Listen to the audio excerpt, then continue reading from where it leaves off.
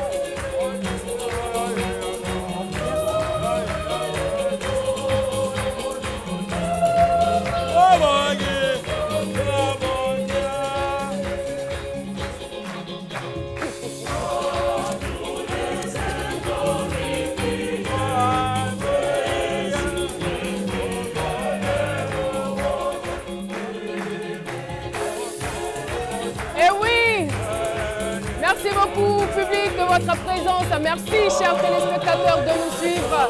Je rappelle que vous êtes avec la chorale La Voix des Anges, Séraphin de Gonzagueville. Et c'est avec cette belle chorale que nous avons ouvert cette émission. Merci beaucoup.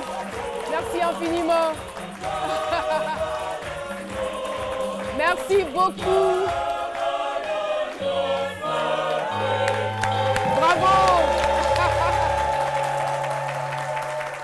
Bravo, bravo, bravo et merci. Merci encore. Merci à vous, public. Merci aux femmes battantes du port autonome d'Abidjan. Elles ont décidé aujourd'hui, c'est le jour férié, de venir faire la fête avec nous. Et bien évidemment, aujourd'hui, nous sommes en compagnie d'Alissar, de Méliane, de Dr Philo. Dr Philo qui se retrouve avec un baluchon, il va nous l'expliquer tout à l'heure. Alors, Méliane Cuny, aujourd'hui dans votre chronique, on parlera de quoi? Aujourd'hui, dans ma chronique, on parlera de prévention routière pour les enfants. Prévention routière pour les enfants. Les mamans seront très contentes, les papas aussi, et bien évidemment les enfants. Tout le monde. Tout le monde. C'est très important. Alissar Zena. Oui, Caroline, c'est le mardi, hein, et toi-même, tu sais que le mardi, on mange, on braise, c'est notre vie qui est là, on n'a pas de travail. Parler de journalier, c'est notre travail. Et Hashtag donc, Papato avec Alissar Zena, c'est pour tout à l'heure. Oui, monsieur, ouais. Vous... Non, Mahamoud Diawara aujourd'hui, pardon. Il faut laisser Phil à côté. Pardon? Mahamoud Diawara, je viens de Mali, c'est moi qui lave l'habit des gens. Okay. Même au Kafaniko, regarde, les gens qui font bon, tout ça c'est sale. Abattez-moi, donne tout. Tout est sale comme ça là, donne, voilà. Pourquoi vous sortez là-bas? Voilà. Je lave l'habit, voilà. Monsieur Mahmoud. Voilà, et même votre chorale que vous faites. Votre chorale vous fait là, j'ai fait ça au Mali en bas là-bas. Ah ça bon? Fait que jusqu'à j'ai devenu DJ, et je fais le travail maintenant. C'est pas ce que tu vas faire. Voilà. C'est même c'est 1000 francs pour laver ça. Allez, c'est fait. Il faut payer combien, monsieur? 1000 francs pour bobo. Les choses, ils font comme ça, bobo là. 1000 francs pour un bobo. Bobo, qu'est-ce que c'est? Les pochettes, en fait. Pardon? Les pochettes. 1000 francs, les pochettes. Oui. Mais c'est bobo, c'est pochettes. Il faut comme ça, bobo, non? Attends, Kawa. Je sens que vous serez milliardaire. Excusez, monsieur, mais c'est quoi ça, en fait? Ça. Bon, nous, les Fanico, tu vois, où tu es au cours, il y a le travail dedans, vous ne connaissez pas très bien. Parce que nous, quand on porte ça comme ça, quand tu donnes beaucoup d'habits, c'est pas nous qui lavons. C'est toi-même, c'est vous-même qui lavez ton habit là. Merci beaucoup. Et oui, je l'avais annoncé. Vous donnez beaucoup d'habits, la nuit vous à courbature. Notre invité témoin du jour est un ancien DJ de platine. Il a exercé pendant 16 ans, je le rappelle, DJ de platine pendant 16 ans. J'ai décidé de m'installer au village. Tout ce que je peux dire à la suite de ce thème, c'est vraiment courageux de sa part. On va retrouver tout de suite Dr Philo, enfin je ne sais pas, Diawara ou Mahamoud Diawara ou Dr Philo, c'est selon. On le retrouve tout de suite dans sa chronique.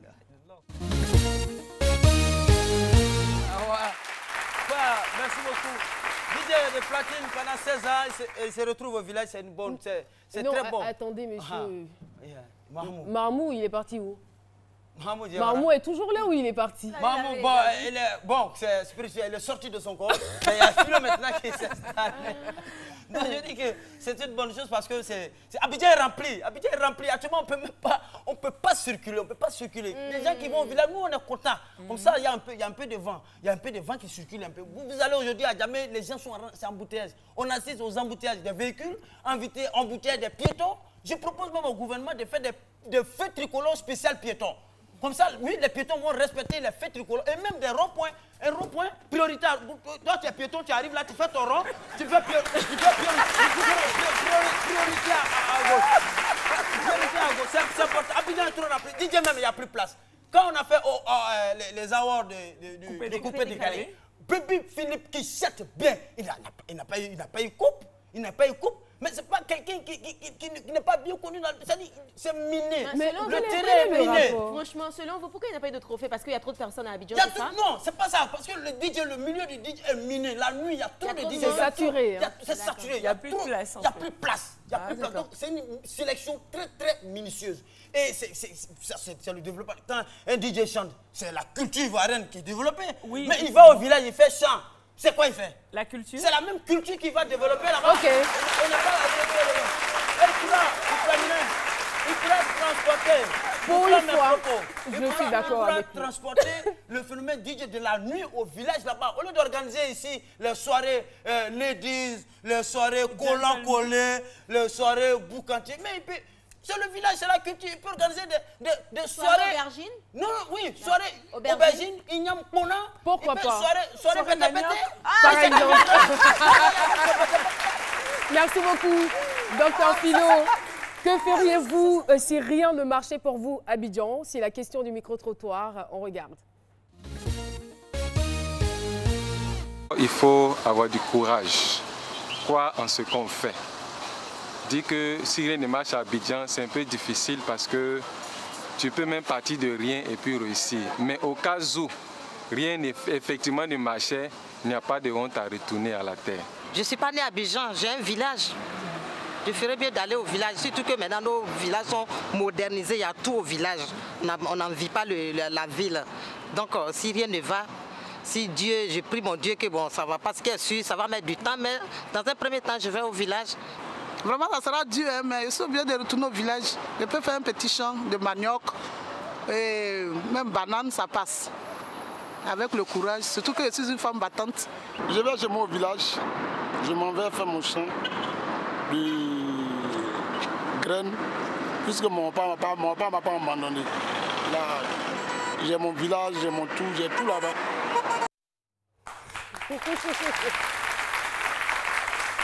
Et oui, l'option du village, on va dire, n'est pas un cas isolé. Beaucoup de personnes prétendent aller au village si rien ne marche. Ma prendre la décision n'est pas toujours évidente. On veut bien le faire, mais en même temps, on se soucie du qu'en dira-t-on.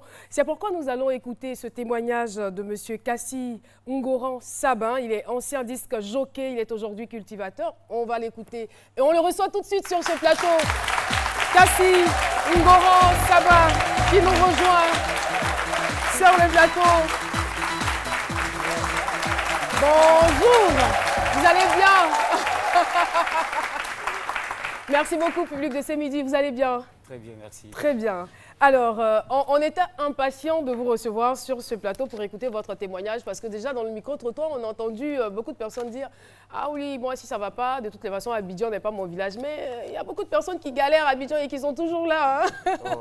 Alors, avant d'entrer dans le vif du sujet, il serait quand même bien que vous puissiez nous expliquer un peu parce que faire 16 ans dans un domaine, ça veut dire que vous étiez forcément passionné. Quel était donc votre train de vie, votre fonction de DJ? Comment est-ce que vous l'avez exercé pendant ce temps? Ben, mon train de vie, il était vraiment accéléré. Il était accéléré dans la mesure où être DJ, c'est jouer la musique. Jouer la musique et amuser ceux qui sont en train de danser sur une piste. Mais il y a beaucoup de plaisir à vivre dans ce boulot. Pourquoi? Parce que tu es exposé, il y a l'alcool, il y a les femmes, il y a la cigarette. Voilà, il y a une certaine facilité. Et moi, même quand j'étais DJ, je ne payais pas de vêtements, par exemple. Ah je bon? ne payais pas, oui. Comment est-ce que vous faisiez alors? J'avais des amis joueurs éléphants. J'avais des mécènes, il y a des mécènes aussi qui venaient à ma boîte. Et quand elles arrivent, toutes ces personnes-là, elles m'envoient toujours, de l'Europe, elles m'envoient toujours des vêtements, des chaussures et autres. Ce qui fait que ma vie, en quelque sorte, en tant que DJ, c'était une vie vraiment facile. Vraiment facile. Et finalement, c'est devenu, à la fin, un peu plus dur pour moi. Une vie facile qui a ouvert le chemin, on va dire, à plusieurs vices. Parce que vous parliez tout à l'heure d'alcool, de femmes, donc vous viviez en fait une vie de débauche. Oui. Oui, moi, ma vie était basée sur les femmes. J'ai beaucoup changé les femmes. Parce que vous voyez, quand vous voyez l'image qui est là, c'est quelqu'un qui est un peu exposé. Être DJ, c'est quelqu'un qui est exposé. Tu as un micro devant toi et en face, ce sont des personnes que tu amuses. Mais la majorité est femme. Et tu es exposé, tu es vu, tout le monde t'apprécie. C'est pas forcément parce que vous êtes vu que non. Vous devez quand même céder à toutes les tentations non, oui, ou à toutes les vrai, propositions. Non, mais moi, je cédais. Vous étiez un garçon facile. Oui, en un mot. dire. Il faut le dire, il faut dire la vérité. J'ai décidé de marcher maintenant dans la vérité, donc il y a vraiment, je ne vois absolument rien à cacher. Je n'ai vraiment rien à cacher. C'est vrai que vous avez quand même cité quelques aspects négatifs de ce métier. C'est quoi qui vous fascinait au juste? Je veux dire, c'est vrai, il y a aussi des aspects positifs, vous gagnez, vous aviez quand même une facilité d'avoir certaines choses, mais au-delà de ça, c'est quoi qui vous fascinait dans le métier de DJ de platine? Ben, c'est la musique en un mot. La musique, vous étiez fan de musique en fait? Oui, j'étais fan de musique, c'est la musique. Vous savez, il y a beaucoup de choses au niveau de la musique ivoirienne, il y a beaucoup de choses qui ne sont pas dites. Par exemple, cette boîte où moi j'exerçais, à l'époque, en 90-91, quand le Zouglou est né, cette boîte de nuit, moi j'ai passé du Zouglou et j'ai été viré de cette boîte. Le propriétaire qui avait cette boîte, on ne jouait pas de musique ivoirienne. Pourquoi? Parce que le Zouglou, c'était nouveau. C'était nouveau et puis... à l'époque, voilà. Le propriétaire, il était lui-même ivoirien? Oui, il était ivoirien, mais bon, je n'ose pas citer son nom. C'est mieux. Mais ceux qui me connaissent, ceux qui sont en train de suivre l'émission, reconnaissent tout de suite la boîte et ils sauront de qui il s'agit. Mais j'avoue que c'est pas un boulot, c'est un boulot où on est exposé, en un mot. On est beaucoup exposé. Et moi, je suis un cas. Et à quel moment de votre vie vous décidez de retourner au village? Je décide de retourner au village quand les crises ont commencé. En 2014, je décide de retourner au village. Mais pendant ce temps, après 2007, j'ai exercé un peu, j'ai fait un peu des boulots parallèles comme transitaire. J'ai été également chauffeur. Je conduis Woro, Koumassi, Makori. Je conduis gros camions à l'intérieur du pays. Mais tout cela ne m'a rien apporté. C'était difficile pour vous parce que vous n'étiez pas peut-être habitué. Il y a des gens qui le font et qui s'en sortent bien.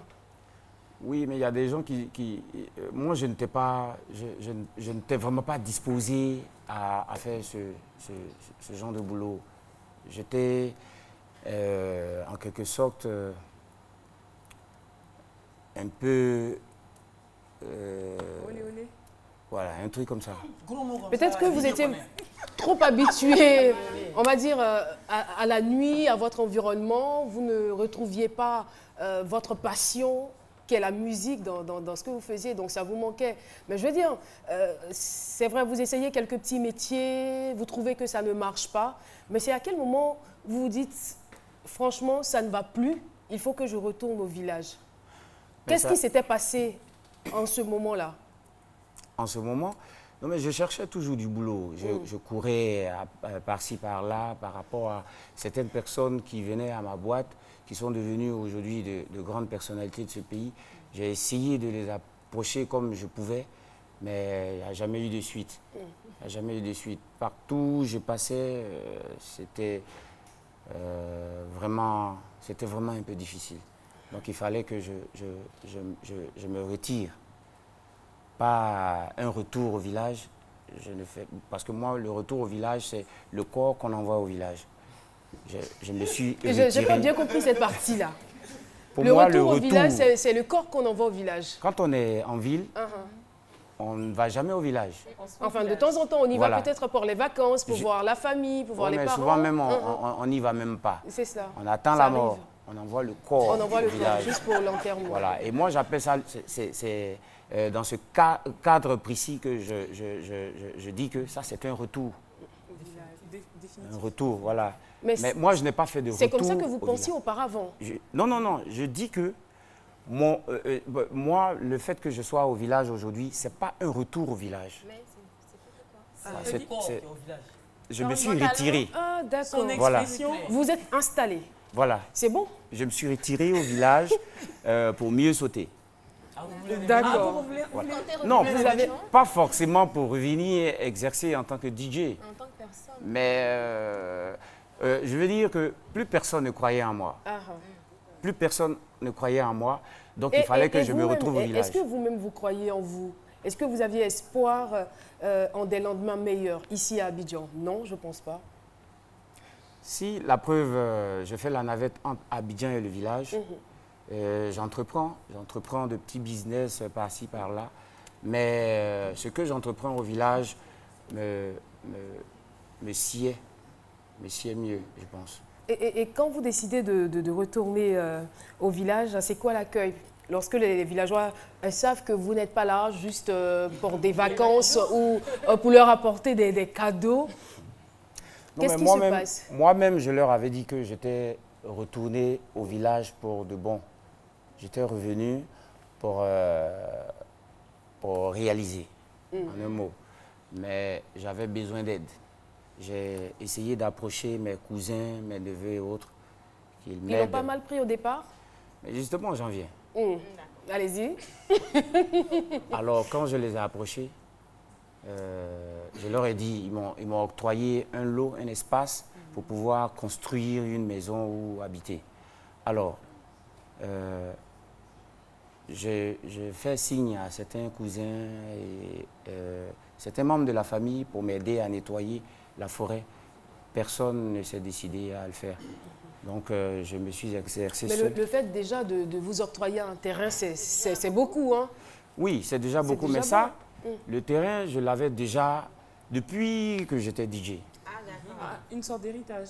Non, non, non, non. J'allais là-bas, je leur disais que moi, je voudrais bien construire dans l'avenir ici. Quand j'allais pendant les décès, pendant les funérailles, j'y allais.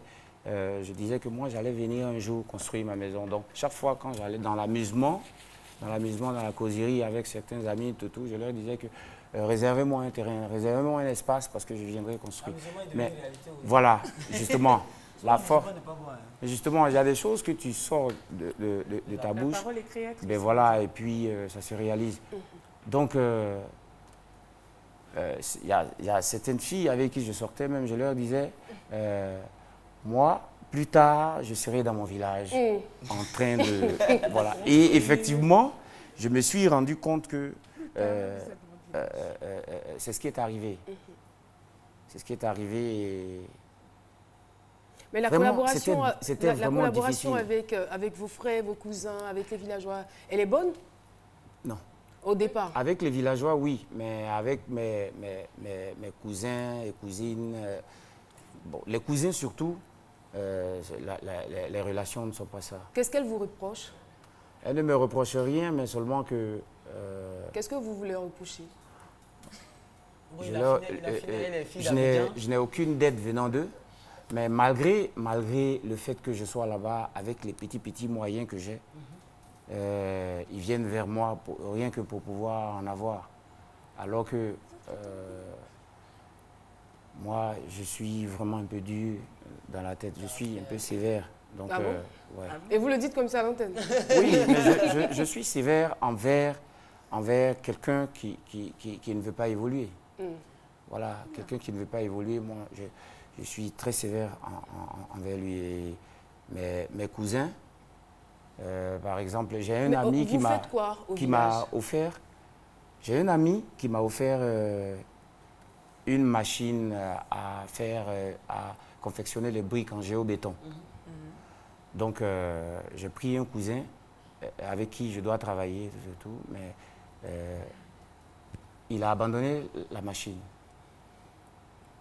Il a abandonné la machine et comme quoi, bon voilà, il n'y a pas de marché, il n'y a pas de ceci, cela, alors que le marché, il y en a. Il y en a seulement qui ne veut pas travailler. Et je me retrouve seul avec la machine. D'accord. On va aller droit au but. Par rapport à votre activité, vous faites quoi concrètement au village? Je fais de la culture hors sol. C'est-à-dire? Je mets de la terre dans des sacs. Je mets de la terre dans des sacs de 50 kilos. Et je mets des aubergines, je plante des aubergines ou du piment. Donc, j'ai réalisé ça à la maison. Oui, mais je veux savoir, c'est quoi la différence entre la culture ordinaire et cette culture hors sol dont vous parlez là? La culture hors sol, c'est que je l'arrose, c'est à la maison. C'est déjà dans la cour. Quand je sors, le matin, je me réveille, je sors de la maison, je vois déjà les plantes qui sont devant moi. Je prends mon arrosoir et je les arrose. Et je ne désherbe pas. Il n'y a pas d'herbe. Alors que, voilà, alors que... Donc l'avantage, c'est que qu'il pleuve ou non... voilà, qu'il pleuve ou non, moi j'arrose. J'arrose. Vous revendez après? Voilà, je consomme, on consomme, on en vend. Donc, c'est ce qui me permet de tenir avec l'appui de certains amis qui m'aident financièrement depuis que je suis là-bas. Alissa, si vous permettez. Alissa, avec aussi. Oui, au fait, moi, j'aimerais savoir, quand vous étiez à Abidjan, vous aviez une copine? Est-ce qu'elle est partie avec vous au village? Pourquoi c'est ce côté-là qui vous intéresse? Ah, si jamais, moi, je demande, hein. Non, mais il faut qu'elle demande. Bien sûr. J'étais avec une fille, cette dernière, c'est avec elle que j'ai eu mon fils. Mais pendant qu'on confectionnait ce petit bout de chou, on en a eu à J'adore l'expression. Oui, pendant qu'on confectionnait ce petit bout de chou. Déjà, en venant à cette émission, je lui ai envoyé un message comme quoi qu'elle regarde ce midi.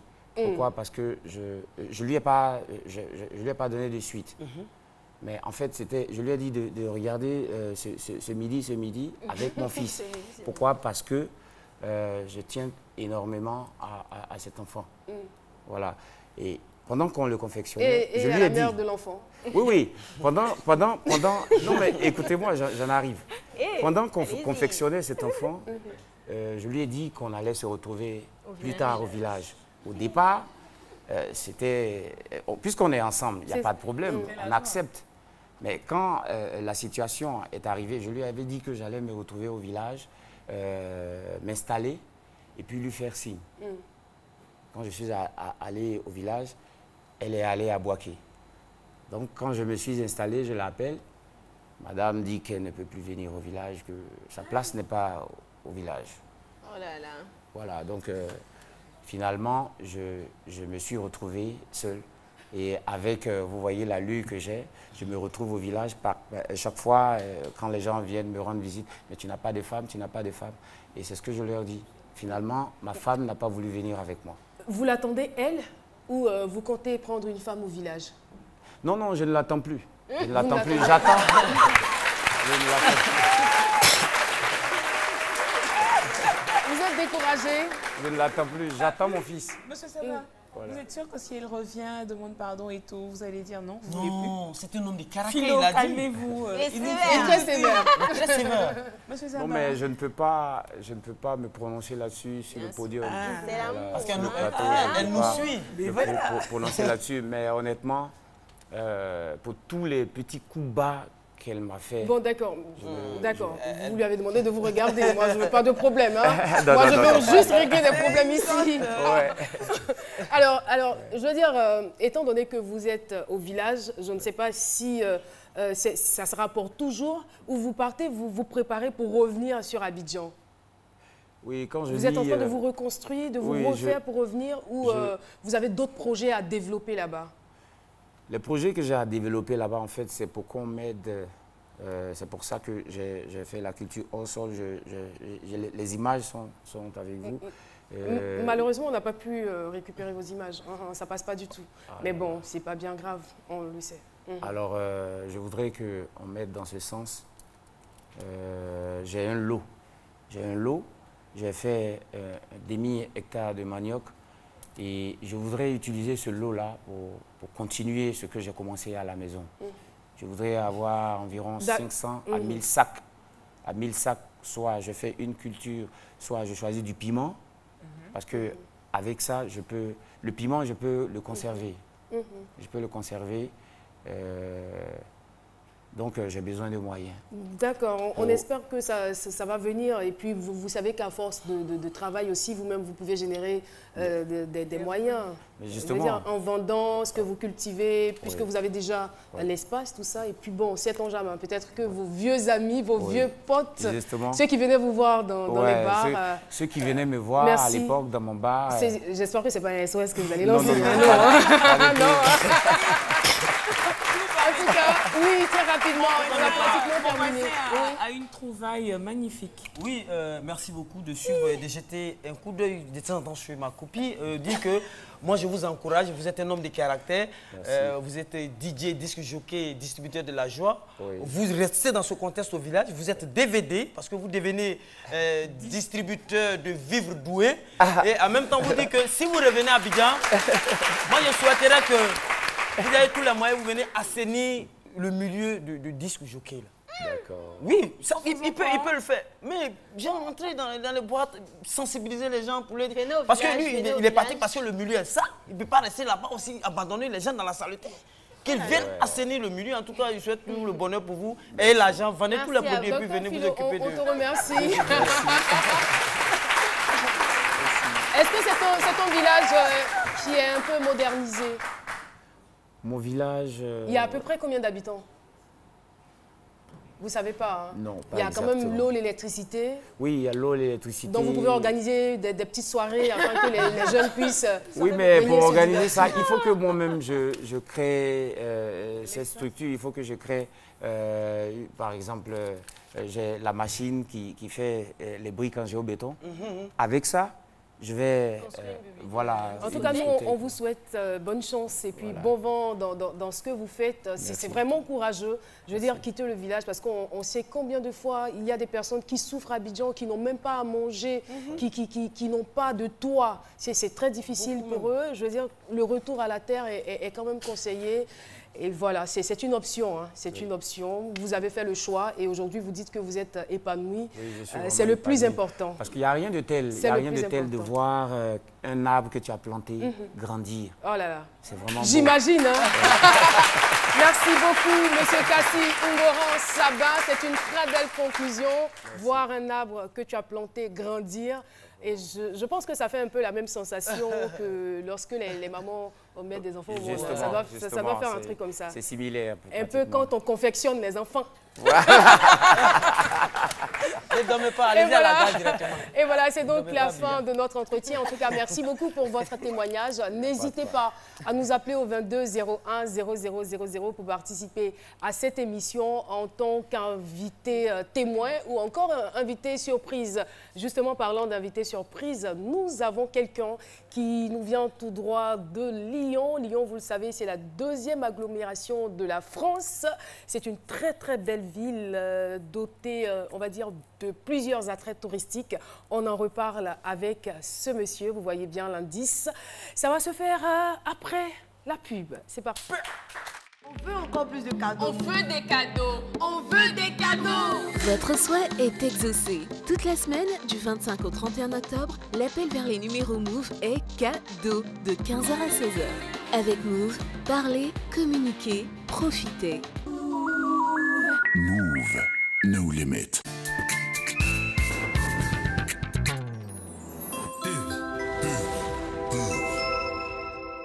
Ok, pour un max de rafraîchissement, adopte le réflexe Ok Tip Top.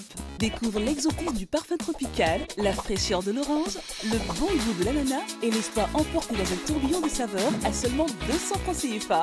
Quand c'est Tip Top, on est tous ok. Ok Tip Top est disponible dans tous vos points de vente habituels.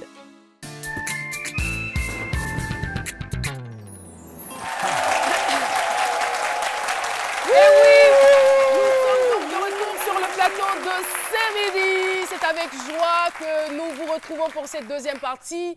Très bonne fête encore à ceux qui viennent de nous prendre en marche. Eh bien, notre invité surprise est toujours dans son coin, mais on a besoin quand même d'avoir quelques informations, quelques potins. Hashtag Papato avec Alissa, c'est tout de suite.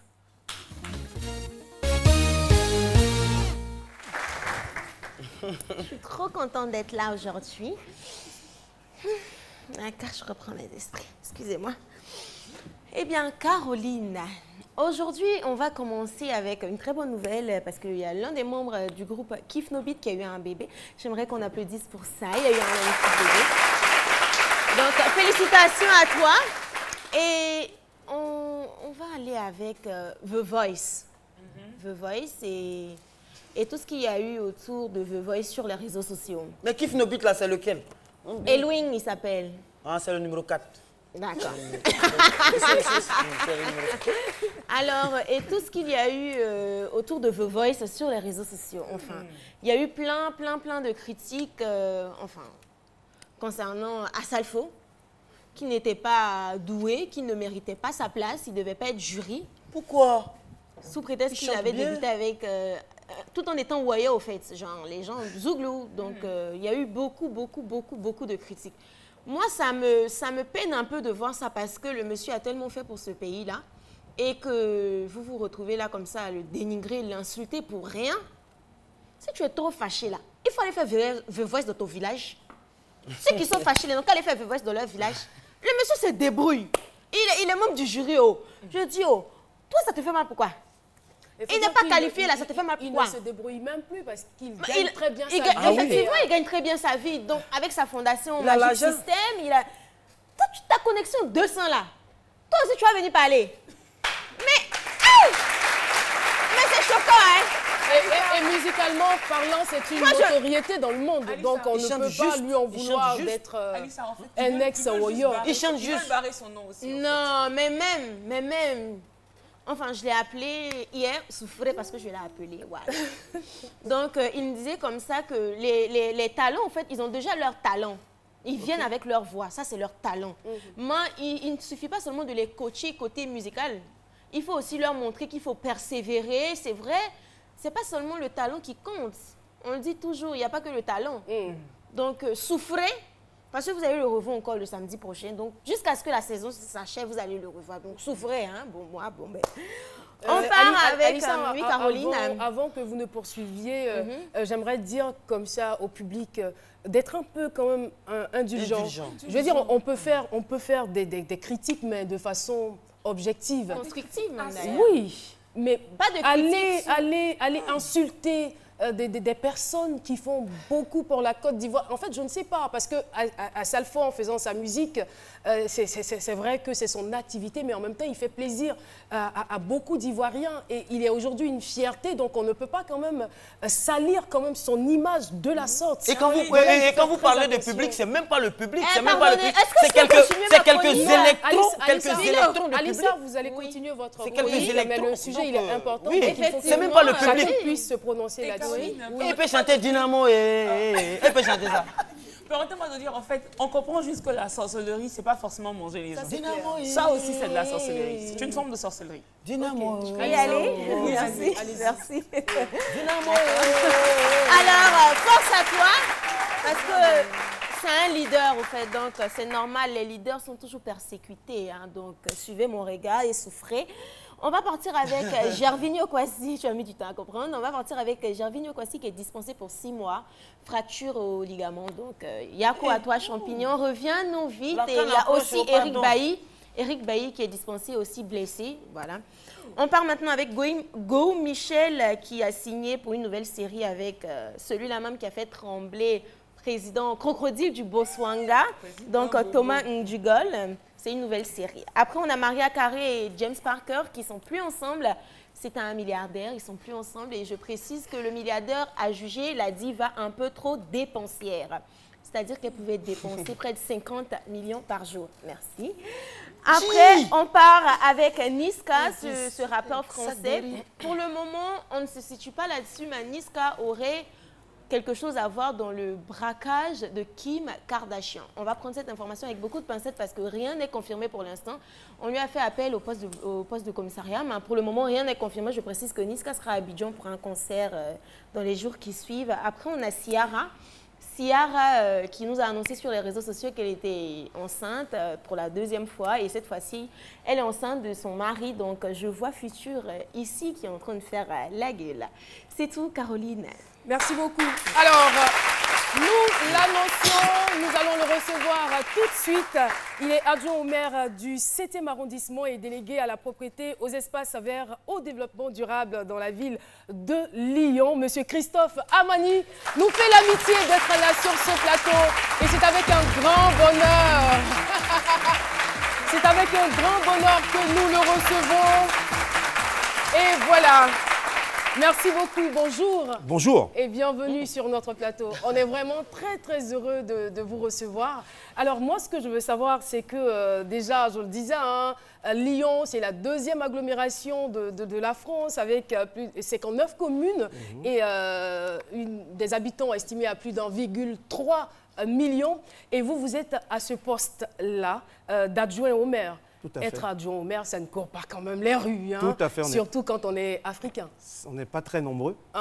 Dans l'agglomération lyonnaise, je dirais dans Lyon intramuros, où il y a 9 arrondissements, on doit être 3.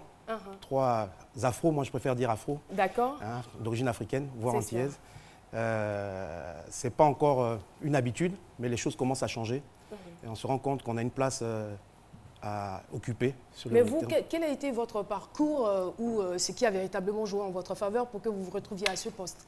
Ce qui s'est passé, c'est que je suis dans un collectif d'associations qui s'appelle Africa 50. D'accord.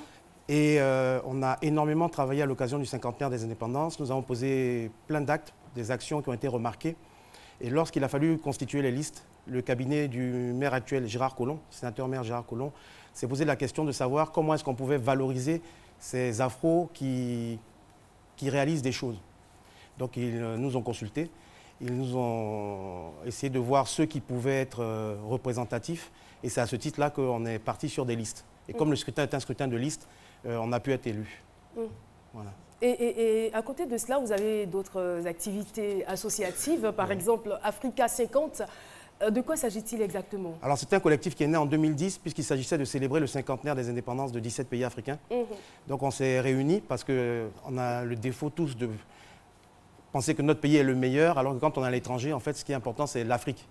Donc on a essayé de se mettre ensemble pour pouvoir faire des choses, pour montrer aux Lyonnais particulièrement que l'Afrique, ce n'est pas simplement les masques, ce n'est pas simplement la misère, ce n'est pas que la guerre. Il y a l'Afrique qui crée, il y a l'Afrique qui fait des choses bien. Et là, par exemple, on a réalisé Saveurs et gourmandises africaines à Lyon. C'était la semaine dernière avec le premier burger africain où on attendait par exemple les buns à base de pâte de banane, etc.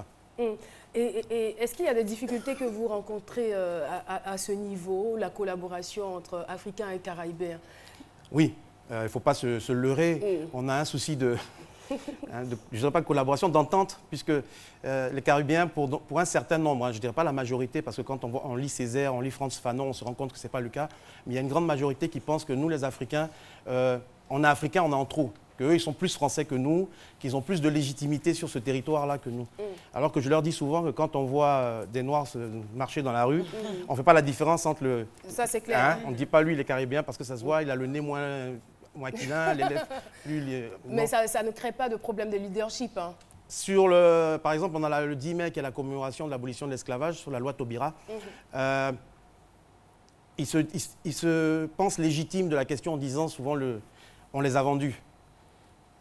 Voilà. Donc ils disent, nous, ils ne comprennent pas pourquoi nous, est-ce qu'on prendrait cette cause-là alors qu'on dit que c'est une cause quand même humanitaire, enfin de l'espèce humaine. C'est quelque chose d'abominable qui s'est passé. On ne peut pas laisser ça disparaître. Donc il faut qu'on soit tous ensemble pour pouvoir le défendre. Et puis, comme disait Nelson Mandela, faire pour nous sans nous, c'est faire contre nous. Donc c'est à nous aussi de prendre en charge un peu nos causes. Donc voilà pourquoi est-ce qu'on essaie de les convaincre. Je veux savoir, est-ce que, pour en arriver là, je veux savoir, vous êtes autodidacte ou bien comment vous avez fait pour être là? Parce que je n'ai pas entendu dans vos propos, genre vous avez fait des études de municipalité. Ah, les études de municipalité, hein, jusqu'à preuve du contraire, ça n'existe pas. Il faut être un homme... Et puis comme il vient de là-bas, il y a le malin, il faut être un homme de terrain, je pense. Il faut être proche des citoyens. Vous êtes le quatrième adjoint au maire? Je suis le 8e sur 10. Donc je dois encore progresser parce que... Avant-dernier. Avant-dernier. Mais j'ai ce titre-là quand même. Bien sûr, un adjoint au maire remplace très souvent le maire. Donc un adjoint au maire, en fait, c'est un maire. Et puis nous, on vous félicite pour ce poste. Merci pour ce que vous faites. Et on espère bien que la Côte d'Ivoire pourrait partager votre expérience puisque vous êtes dans le domaine de la salubrité aussi. C'est bien cela. Et quand on sait que Lyon est une magnifique ville, on se dit waouh. Merci infiniment d'être passé sur notre plateau.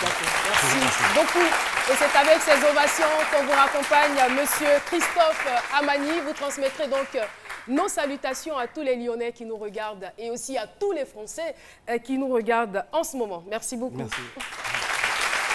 Et oui, l'émission se poursuit. Nous allons à présent aborder la dernière chronique de cette émission et c'est Méliane Cuny que nous allons retrouver à ne pas faire. On s'intéresse aujourd'hui à la sécurité des enfants. C'est parti. La connexion Move, elle est sharp. Mais c'est normal, on est en mode 4G. Et vous avez raison. Du 25 octobre au 24 novembre, passez à la 4G de Move. Activez un forfait et recevez automatiquement le triple du volume internet acheté. Tapez étoile 303 étoile 3 dièse. Avec Move, téléchargez, naviguez, profitez.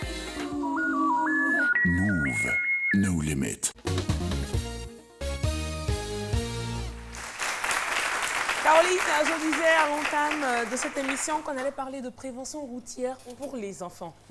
Déjà, quand on doit traverser la route, qu'est-ce qu'on dit aux enfants généralement? Avant de traverser, qu'est-ce qu'il faut faire? Avant de traverser? Oui.